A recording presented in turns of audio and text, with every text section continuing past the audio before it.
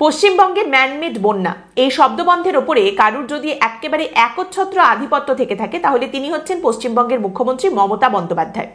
এই শব্দবন্ধ তিনি বহু বছর ধরে ব্যবহার করছেন।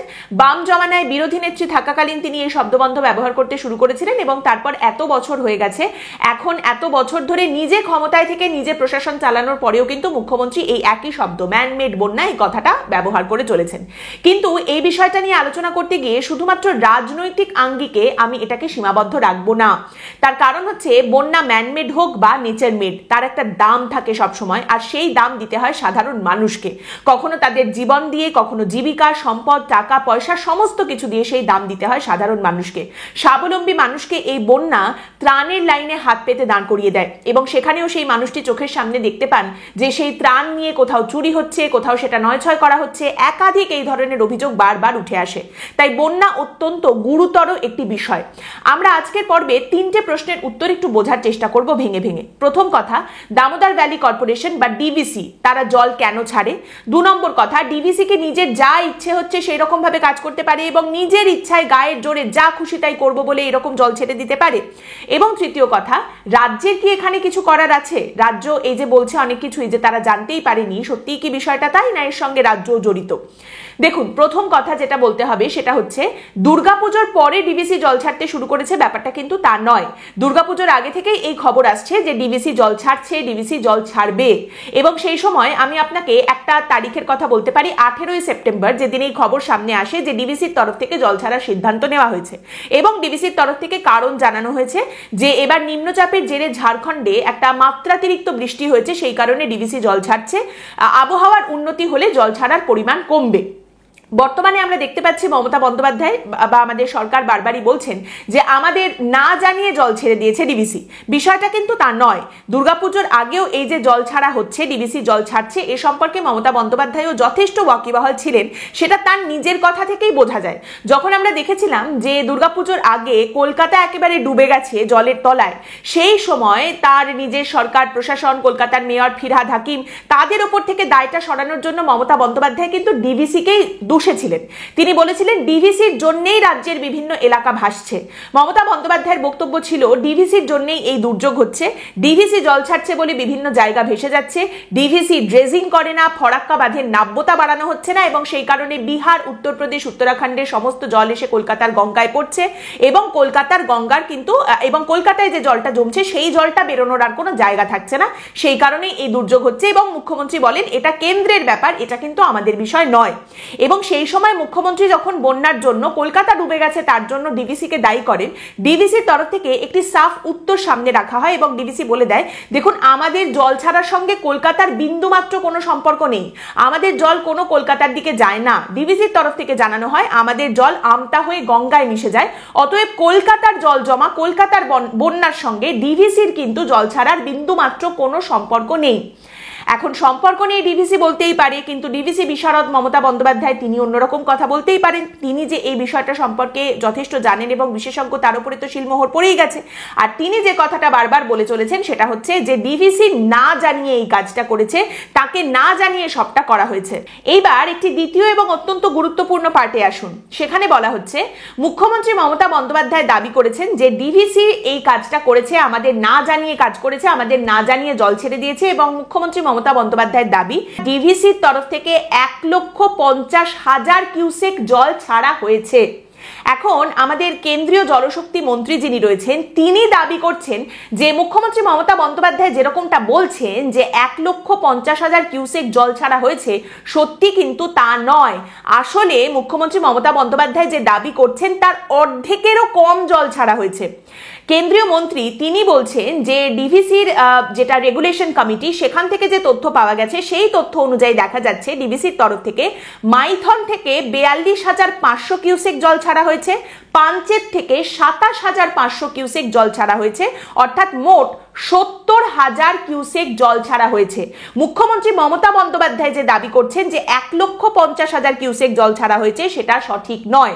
কেন্দ্রীয় মন্ত্রী তিনি সমাজ মাধ্যমে পোস্ট করে কিন্তু মুখ্যমন্ত্রী মমতা বন্দ্যোপাধ্যায়ের এই অভিযোগটাকে সম্পূর্ণ খারিজ করে দিয়েছেন। এইবার আপনি যদি পিটিআই এর রিপোর্ট দেখেন, সেখানে দেখা যাচ্ছে পিটিআই তে ডিভিসির একজন আধিকারিক, নাম প্রকাশে তিনি অনিচ্ছুক, তিনি পিটিআই কে বলছেন যে 70,000 কিউসেক জল কিন্তু এইবার ডিভিসির তরফ থেকে ছাড়া হয়েছে, যাতে বন্যা ক্ষয়ক্ষতি এই সমস্ত কিছু কম হয় সেই সমস্ত মাথায় রেখেই কিন্তু ডিভিসি 70,000 কিউসেক জল ছেড়েছে। যদিও প্রি মনসুন একটা মিটিং হয়েছিল রাজ্যের সঙ্গে, যেখানে রাজ্যের আধিকারিকরা উপস্থিত ছিলেন এবং সেখানে ঠিক হয়েছিল যে যেখান দিয়ে এই জলটা ছাড়া হবে সেই এলাকা 1.3 লক্ষ কিউসেক জল হ্যান্ডেল করতে যথেষ্ট সক্ষম, কেপেবল, কিন্তু সেটা জানার পরেও আমরা 70,000 কিউসেক জলই ছেড়েছি।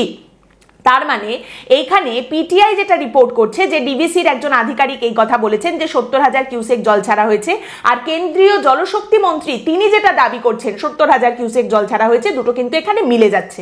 কিন্তু এখানে আরো গুরুত্বপূর্ণ বিষয় হচ্ছে প্রি মনসুন মিটিং। একটা প্রি মনসুন মিটিং এর কথা উঠে আসছে, যেখানে রাজ্যের আধিকারিকদের সঙ্গে ডিভিসির আধিকারিকদের বৈঠক হয়েছে এবং সেখানে জানা গিয়েছে যে 1.3 লক্ষ কিউসেক জল ছাড়া হলে সেটা হ্যান্ডেল করতে সক্ষম ওই এলাকা, কিন্তু তারপরেও ডিভিসির তরফ থেকে 70,000 কিউসেক জল ছাড়া হয়েছে। দেখুন, ডিভিসি নিজের ইচ্ছা মতো যা খুশি তাই করে জল ছেড়ে দিতে পারে না। এখানে 3 জন স্টেক হোল্ডার রয়েছেন বা 3 জনের মতামত গুরুত্বপূর্ণ। 1 কেন্দ্র, 2 ঝাড়খণ্ড এবং 3 পশ্চিমবঙ্গ। এবার ঝাড়খণ্ড তারা জল ছাড়তে পারলে বাঁচবে, অবশ্যই সেখানে হেমন্ত সোরেন রয়েছেন, তিনি মুখে যতই দিদি দিদি করুন না কেন তিনি তো নিজের রাজ্যের ক্ষতি করে দিদি প্রেম দেখাবেন না। কিন্তু কথাটা হচ্ছে যে জল ছাড়া হলে সেটা ঝাড়খণ্ড বা পশ্চিমবঙ্গকে না জানিয়েই ডিভিসি ছেড়ে দেবে, এটা সম্ভব নয়। মুখ্যমন্ত্রী মমতা বন্দ্যোপাধ্যায় ঠিক এই অভিযোগটাই করছেন এবং এই অভিযোগের পরিপ্রেক্ষিতে আবার ডিভিসির একজন আধিকারিক সংবাদ মাধ্যমকে বলছেন যে আমাদের সবসময়ই ঝাড়খণ্ড এবং পশ্চিমবঙ্গের সঙ্গে আলোচনা করেই জল ছাড়া হয়, ডিভিসি নিজের ইচ্ছায় যা খুশি তাই করে জল ছেড়ে দেয় না, জল ছাড়তে বাধ্য হয় ডিভিসি, সেই কারণেই জল ছাড়ে, কিন্তু কখনোই ঝাড়খণ্ড বা পশ্চিমবঙ্গের সঙ্গে আলোচনা না করে জল ছাড়া হয় না, ঝাড়খণ্ড এবং পশ্চিমবঙ্গের সঙ্গে আলোচনা করে তবেই জল ছাড়া হয়। এইবার চলে আসুন 2024-এর একটা ঘটনায়, যে সময় সেই একই বন্যা পরিস্থিতি তৈরি হয় এবং এই হুবহু একই ঘটনা, যেখানে মুখ্যমন্ত্রী মমতা বন্দ্যোপাধ্যায় আবারও ডিভিসিকে দায়ী করেন, ডিভিসি জল ছেড়েছে বলেই বন্যা হয়েছে এবং সব থেকে বড় অভিযোগ ডিভিসি রাজ্য সরকারকে না জানিয়ে জল ছেড়ে দিয়েছে। রাজ্যের কাছে ডিভিসি বলার প্রয়োজনটা পর্যন্ত মনে করেনি, রাজ্যকে না জানিয়ে এই কাজ করা হয়েছে। মমতা বন্দ্যোপাধ্যায় প্রধানমন্ত্রী নরেন্দ্র মোদীকে চিঠিও পাঠান এই বিষয় নিয়ে অভিযোগ করে।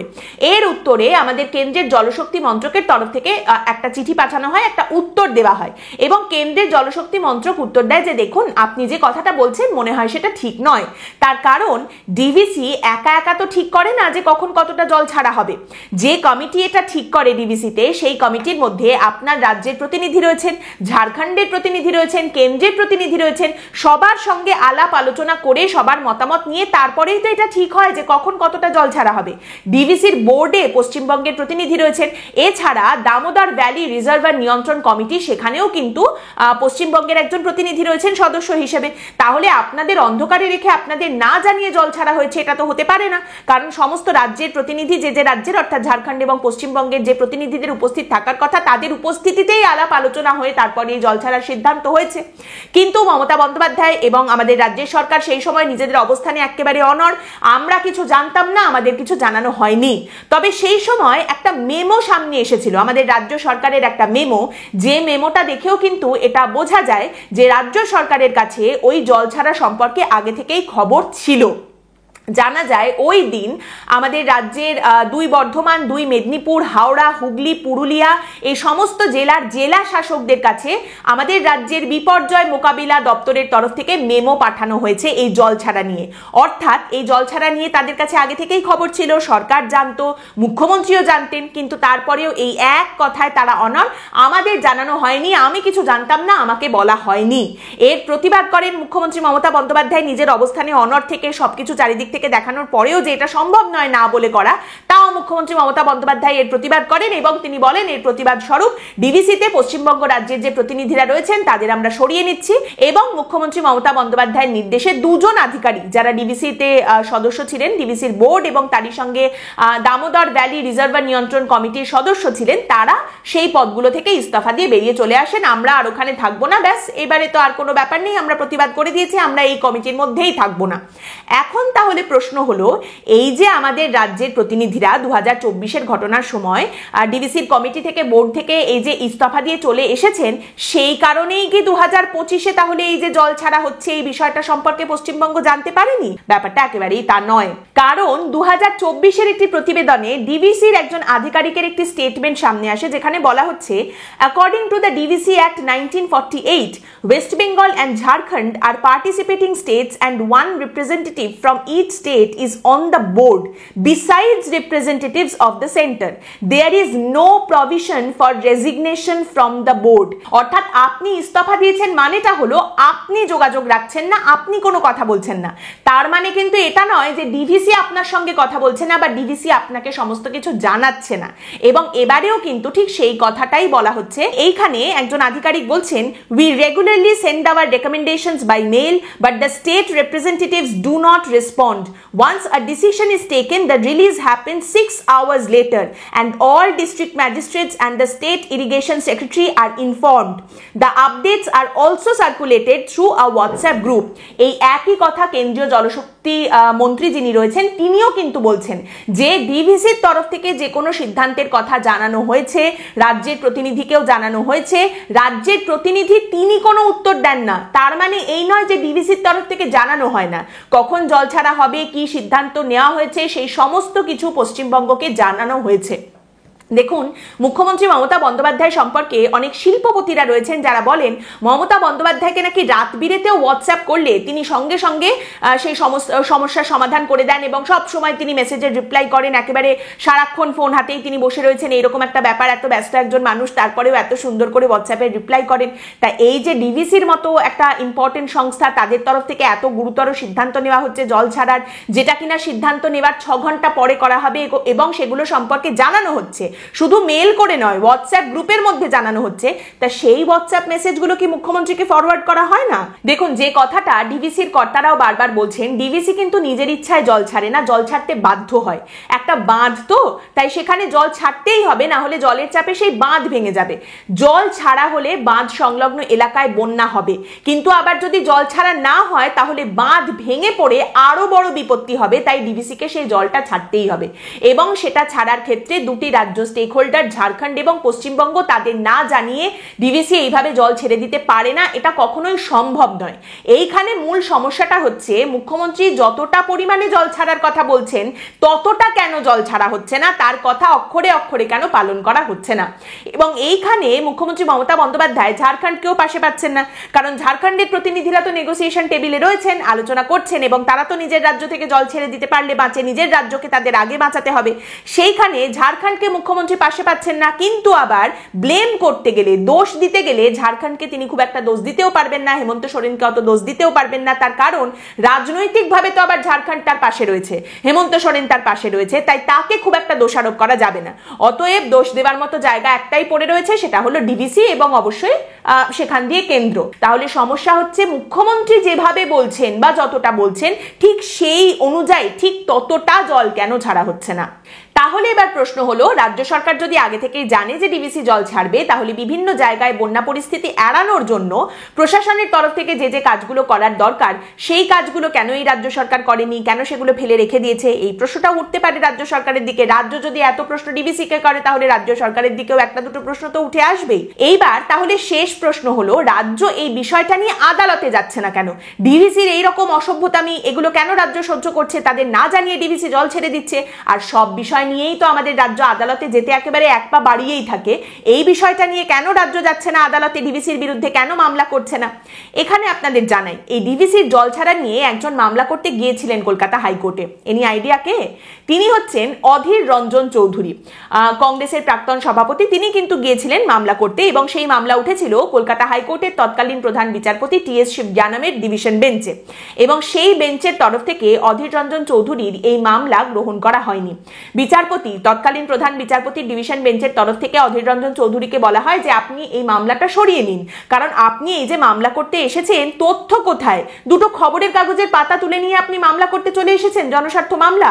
তথ্যগুলো কোথায়? ডিভিসি কতটা জল সংরক্ষণ করে, কখন জল ছাড়ে, কিভাবে ছাড়ে, কোন পদ্ধতিতে ছাড়ে, সে সমস্ত কিছুই আপনি বলেননি। এবং তারই সঙ্গে তৎকালীন প্রধান বিচারপতি কলকাতা হাইকোর্টের অধীর রঞ্জন চৌধুরীর আইনজীবীকে উদ্দেশ্য করে বলেন যিনি জনস্বার্থ মামলা করছেন তিনি 4 বারের সাংসদ এবং কংগ্রেসের প্রাক্তন প্রদেশ সভাপতি। তার সবটাই বিষয়টা ভালোভাবে জানার কথা কিভাবে কি কাজ হয়। এর আগেও তিনি জনস্বার্থ মামলা করেছেন, আমরা সেই মামলা গ্রহণ করেছি, সেখানে নির্দেশও দিয়েছি, কিন্তু এই মামলাটা গ্রহণ করার মতো জায়গায় নেই। অ্যান্ড দ্য মামলা এন্ডেড দেয়ার, ওখানেই শেষ। এই মুহূর্তে ডিভিসি জল ছাড়ছে, তার জন্য বন্যা হচ্ছে, এই পরিস্থিতির সমাধান করার সদিচ্ছা কারুরই নেই। এটা বর্তমানে একটা রাজনৈতিক উপাদান, পশ্চিমবঙ্গের রাজনীতিতে আলোচনা করার মতো, আঙুল তোলার মতো একটা উপাদান। আমাদের না জানিয়ে জল ছাড়া হয়েছে, কেন জল ছাড়লো, এত জল কেন ছাড়বে, এটা শুধুমাত্রই রাজনৈতিক তরজা, রাজনৈতিক দোষারোপের একটা উপাদান। সমাধানের সদিচ্ছা কারুরই নেই, শুধু দোষ দেওয়ার আর আঙুল তোলার ইচ্ছা। 16 আনার ওপরে 18 আনা রয়েছে সকলের। আজকের পর্ব এখানেই শেষ করছি। আপনাদের মতামত এই পর্ব সম্পর্কে অবশ্যই জানাবেন। পরের দিন দেখা হবে অন্য একটি বিষয় নিয়ে আলোচনায়। ভালো থাকবেন।